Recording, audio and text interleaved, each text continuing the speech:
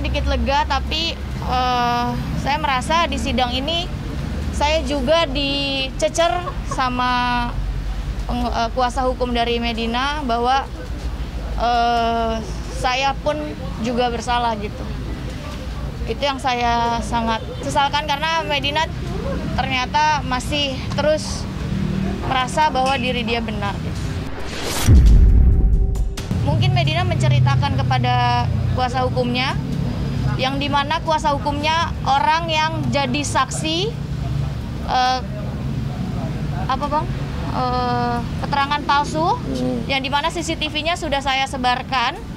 Saya sudah, mungkin banyak juga teman-teman yang melihat bahwa di situ sudah ada juga suami dari Medina Zain, yang dimana dia melihat langsung bahwa saya tidak ada melakukan kekerasan, tapi suami juga tetap mendukung Medina terhadap laporan Medina ke Polres Selatan bahwa saya melakukan tindak penganiayaan, dan saat ini suaminya juga menjadi pengacara yang dimana tetap membela Medina gitu. Itu yang saya nggak habis saya berharap persidangan ini segera selesai, tapi dia tetap membantah bahwa dia tidak juga salah gitu. Itu menjadi nanti pertimbangan majelis bahwa tidak ada penyesalan, dan menjadi pertimbangan buat Ica juga untuk terus dan melanjutkan laporan polisi yang kaitan laporan palsu.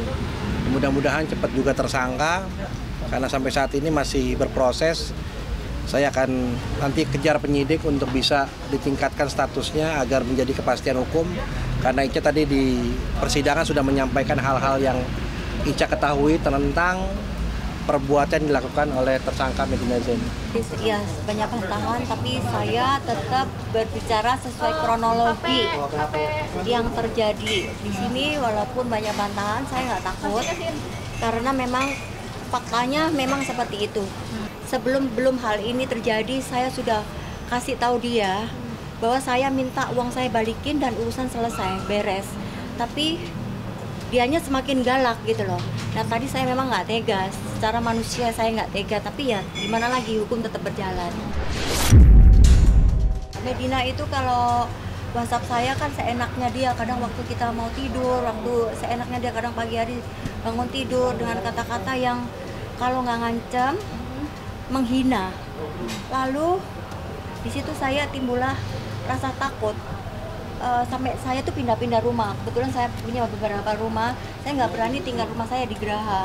Di situ kalau di Geraha itu ada bel bunyi, saya takut, langsung tegang, kayak nervous, kayak kebingungan gitu. Karena yang dikirimnya ke dia selalu ini bukti dia laporan polisi dan somasi, dan di situ dijelaskan undang-undang ini hukumannya berapa tahun gitu. Ya nggak apa-apa kan, itu kan bagian dari pembelaannya kuasa hukumnya Medina kan.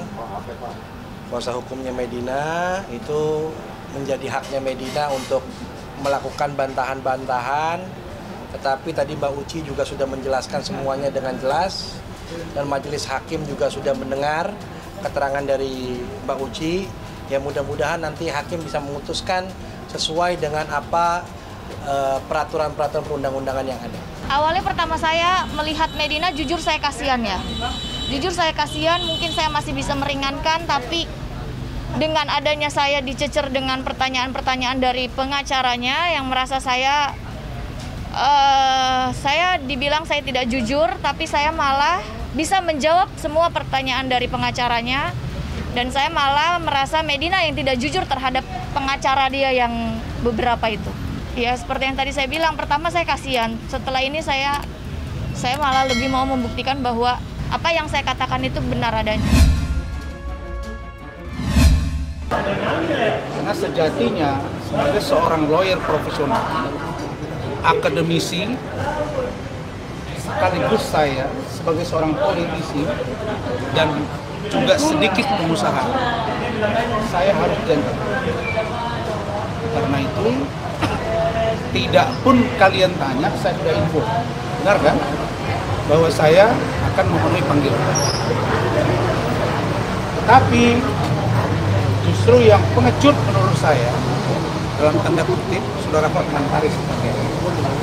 Dia sudah diperiksa dan ketika dipanggil awal dia tidak datang. Yang kedua, dia datang dia tidak memberitahu. Kalian bisa ukur kadar bagaimana seorang lawyer menempatkan dirinya secara fair. Jangan ketika mendampingi orang kita ingin diliput oleh media, tapi ketika kita tidak berani, ini tidak jadi. Jadi bukan saya tidak tahu Hotman kapan diperiksa. Hello, Rasman Nasution. Sekarang ini tanggal 8 Agustus 2022 sekitar jam 11 lagi di BAP, lagi diperiksa di Direktorat Mabes Polri terkait dengan laporan polisi yang dibuat oleh Hotman Paris. Sebelumnya Rasman dipanggil, akan tetapi dia minta pengunduran ke Mabes Polri. Dan sekarang Rasman sedang di BAP atau diperiksa dalam tahap penyelidikan di Mabes Polri. Hari ini, hari Senin, tanggal 8 Agustus 2022. Salam Hotman Paris. Terkait saya, itu adalah dalam rangka laporan saudara Hotman Paris terkait dengan iklim aktif. Kenapa hampir 5 jam? Karena banyaknya postingan-postingan yang dipertanyakan oleh penyidik. Pertanyaannya sekitar 24-26 pertanyaan. Tapi inti poinnya ada terkait dengan iklim aktif. Iklim aktif, apakah benar ada preskon dengan iklim aktif? Saya jawab ada. Apakah benar dokumen yang diserahkan oleh iklim aktif? Apakah pengakuan? Apakah setting WhatsApp dan lain-lain? Saya jawab benar. Apakah benar iklim hakim sebagai kuasa hukum saya mencabut surat kuasa? Saya jawab benar. Itu saja, tidak ada yang berat. Nah, tetapi dalam keterangan akhir saya jelaskan. Kan ada itu pertanyaan, apakah ada yang perlu ditambahkan? Baru saya pertegas. Pertama, dalam konteks penegakan hukum, hubungan hukum antara saya dengan iklim hakim sudah selesai. Saya katakan bahwa iklim hakim telah membuat surat pernyataan. Dalam surat pernyataan itu mengatakan bahwa dia telah mengaku dilecehkan oleh saudara Hotman Paris. Tentu dalam kalimat dugaan pelecehan. Jadi kalau iklim hakim mengatakan bahwa dia tidak pernah mengatakan dilecehkan, itu hanya kata-kata saya sebagai seorang lawyer, itu kebohongan yang nyata dan dapat diproses hukum. Kenapa? Kalau tidak ada dugaan pelecehan, buat apa iklim hakim menandatangani surat kuasa? Surat kuasa itu bunyinya dugaan pelecehan seksual yang diduga dilakukan oleh Hotman Paris Hutapea. Poin berikutnya, dalam keterangan surat dimaksud, iklim hakim juga mengatakan bahwa dia iklim hakim ini mengatakan bahwa dia benar dan dapat mempertanggungjawabkan seluruh data dan keterangan yang dia berikan adalah tidak dalam rangka keterangan palsu, tidak asumsi, tidak opini, dan juga bukan halusinasi, tapi fakta yang dipertontonkan. Itulah isi surat pernyataan dari iklim hakim. Nah, terkait permasalahan hukum yang sedang kami coba sampaikan, ya, dimana dari kami sebagai kuasa hukum dari Bapak Christopher Stefanus Budianto, ya, pada hari Jumat tanggal 5 Agustus 2022, ya, telah melayangkan somasi, ya, somasi ke Bapak Vincent, ya, F. Verhaak dan Ibu Jessica Iskandar, ya, yang mana kami melayangkan somasi ini sesuai dengan domisili daripada Ibu Jessica Iskandar dan Bapak Vincent F. Verhaak, ya.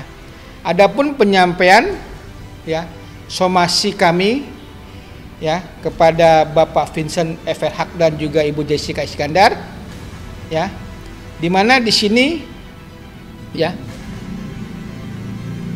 kami sudah diberikan surat kuasa dari Bapak Christopher Stefanus Budianto. Sampai saat ini yang kita terima, ya, hari ini belum ada, ya, terkait somasi ini, ya, yang kita coba layangkan dari tanggal 5 Agustus kemarin hari Jumat, ya, di mana sudah kita coba kirimkan ke sesuai alamat yang ada, ya, dan kita juga kita coba juga mengharapkan, ya, adanya balasan atau jawaban terkait somasi yang kita layangkan ke Bapak Vincent Verhaak dan Ibu Jessica Iskandar. Kalaupun surat yang kita coba layangkan ke tempat tersebut, ya, kalau memang belum sampai, kan mereka bisa melihat mungkin ada di media-media elektronik atau media-media online. Ternyata Bapak Vincent Verhaak dan Ibu Jessica Iskandar, ya, belum atau tidak menanggapi, ya, maka langkah hukum kami selanjutnya adalah untuk mendatangi, ya, atau besok coba menyambingi, ya, Barreskrim terkait rencana kita membuat laporan, ya, dugaan adanya tindak pidana, ya, pencemaran nama baik terhadap klien kami, yaitu di mana klien kami di sini disebutkan sebagai dikatakan adalah sebagai penipu. Itu yang bisa saya sampaikan pada sore hari ini. Rencana besok, ya, tanggal 9 Agustus 2022, ya, jam 10 atau jam 11 kita coba mendatangi Mabes Polri, ya, di mana dalam laporan tersebut, ya, kita coba menyampaikan adanya dugaan tindak pidana, ya, pencemaran nama baik, ya, nama baik, ya, pasal 27 ayat 3 Undang-Undang Republik Indonesia nomor 19 tahun 2016, ya, perubahan atas Undang-Undang nomor 11 tahun 2008, ya, tentang informasi dan transaksi elektronik, ya. Itu yang kita coba sampaikan terkait adanya pencemaran nama baik, ya, melalui Undang-Undang IT, ya. Adapun juga yang kita coba mau sampaikan juga, ya, terkait pidananya, ya, yaitu pasal 310, ya, ayat 1, ya, huruf B angka 3, ya, Kitab Undang-Undang Hukum Pidana, ya. Jadi rencana kita coba memasuki adanya 2 pasal, ya.